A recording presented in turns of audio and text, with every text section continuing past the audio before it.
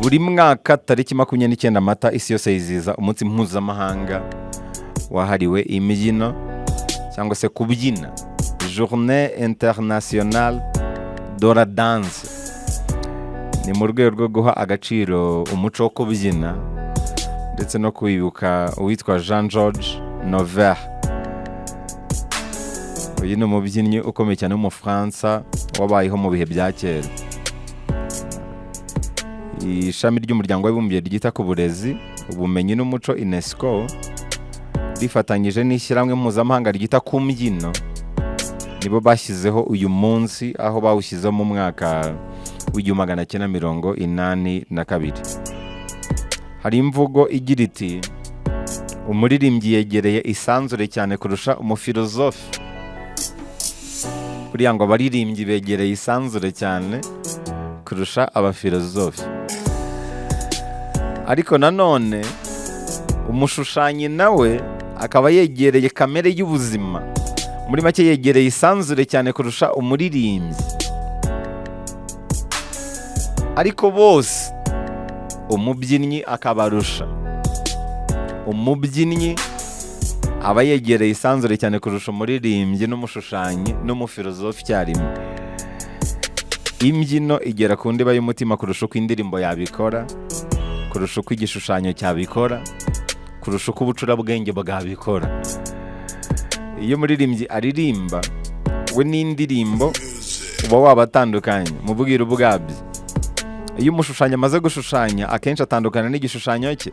Ariko iyo umubyinnyi amaze kubyina, imbyino imugumamo. N'iyo abyina aba yahindutse umwe n'imbyino. Iyo mvugo nicyo kintu ishatse gusobanura. Umubyinnyi n'imbyino bahinduka umwe. Ugitangira kubyina uhinduka umwe n'imbyino. Ariko mu ndirimbo ntabwo ariko bimera, ku bashushanyi siko bimera.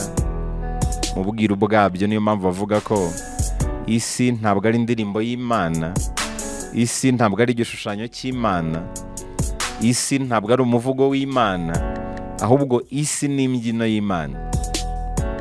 Buri kimwe cyose ukibonamo Imana. Inyoni ziririmba, ibiti binyeganyega, kuzenguruka ku isi, imirasire y'izuba, byose birimo imbyino y'Imana. Iyo ushaka kumva uko Imana ikora, usabwa kujyana n'imbyino yayo. Uzarebe n'iyo uri kureba umuntu abyina, umubiri, intekerezo na roho byose biba byahindutse umwe n'imbyino. Umubyinnyi wa nyawe rero ariyibagirwa neza neza, agatwarwa n'imbyino. Uretse ko kubyina binafitiye ubuzima bwacu akamaro ntagereranywa. Kubyina byunganira kugira ubuzima bwiza bw'ubwonko. Icyo ni icya mbere. Hari n'ubushakashatsi bwagaragaje ko kubyina bishobora kongera kandi bigafasha ubwonko kwibuka, bikarinda indwara yo guta umutwe, cyane cyane nko ku bageze mu zabukuru. Habaho n'imyitozo ngororamubiri yo kubyina, yayindi bita aerobic. Ubushakashatsi bugaragaza ko ishobora kurinda gutakaza amajwi mu gice cy'ubwonko bugenzura kwibuka, kiriya cya hippocampe. Ni indwara ikunze kwibasira abageze mu zabukuru. Niyo mpamvu nk'abantu barengeje imyaka 50 bagirwa inama cyane yo gukora imyitozo ya aerobic, kubera ko irabafasha cyane kurusha ubundi bwoko bwose bw'imyitozo. Kubyina kandi bifasha umubiri koroha, bikoroshya ingingo z'umubiri, bikawurinda kugagara. Hari n'ubushakashatsi bwerekanye ko kubyina biherekejwe n'umuziki bishobora kugabanya imihangayiko. Kubyina kandi byagufasha cyane kugabanya ibiro nk'izindi siporo zose zitandukanye nk'uko zibikora.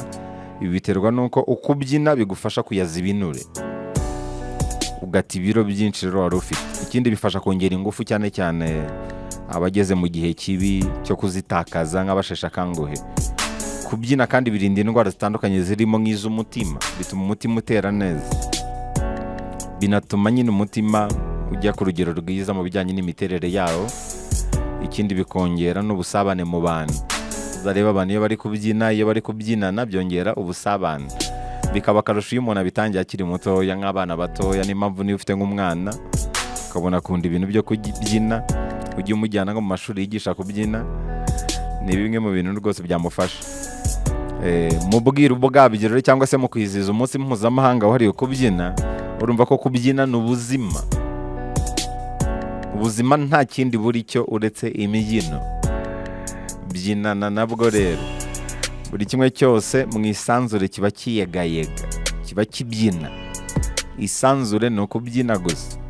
Ibicu, imigezi, ibiti, ibimera byose, ibikoko byose, inzuki, inyoni n'abantu, iyo ubyitegereje neza usanga buri kimwe cyose ari imbyino.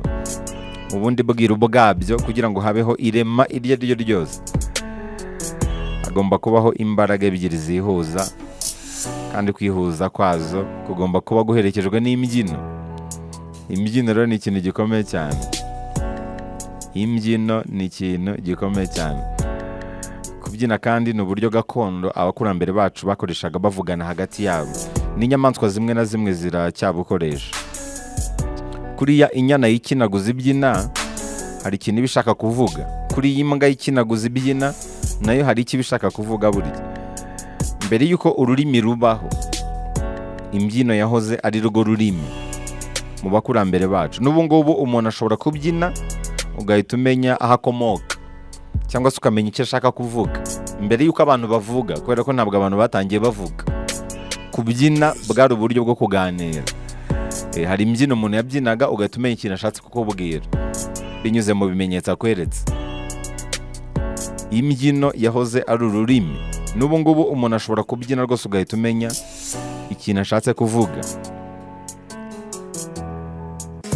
Mbere y'uko abantu bavuga nyine habanje ibimenyetso byo ku maso, ibimenyetso by'intoki, ibimenyetso by'amaguru, iby'ibirenge. Ibi byo murabizi ko n'abantu batabasha kuvuga aribwo buryo bakoresha. Ariko na mbere y'uko ururimi rubaho niko byahoze. Ni nk'uko inyamaswa nta rundi rurimi zigira, inyoni ntabwo zivuga, zikoresha imbyino n'ibimenyetso nk'uburyo bwo kuganira hagati yazo. Ni kimwe na turiya dukoko two hasi, ibimonyo, inshishi, bikoresha imbyino mu kuvugana hagati yazo. Ibimenyetso rero ni rwo rurimi rwa kamere, niba ariko nabivuga. Niyo mpamvu imbyino ni ikintu gikomeye cyane gikora ku ndiba y'umutima w'ibinyabuzima byose. Imbyino zigeraho amagambo adashobora kugera. Niyo mpamvu imbyino ni ururimi mpuzamahanga, ni ururimi rw'isanzure. Niyo mpamvu n'abariya bakabya bakavuga ko ari ururimi rw'Imana, bafite ishingiro kubera ko buri kimwe cyose kiyegayega, buri kimwe cyose kiri mu ishusho y'Imana binyuze mu mbyino. Akaba ari kimwe mu byo twazirikana ku bijyanye n'uyu munsi wahariwe imbyino. Buri mwaka tariki 29 Mata isi yose tuzirikana umunsi mpuzamahanga wahariwe imbyino. Umunsi watangijwe n'umuryango w'abibumbye mu ishami ryita ku burezi, ubumenyi n'umuco UNESCO, bafatanyije n'ishyirahamwe mpuzamahanga ryita ku mbyino. Guhera mu mwaka w'1982 batangiye kwizihiza uyu munsi. Ntukibuze amahirwe yo kubyina rero mu gihe ubonye umwanya. Ntukibuze kuvuga ururimi rw'Imana. Imbyino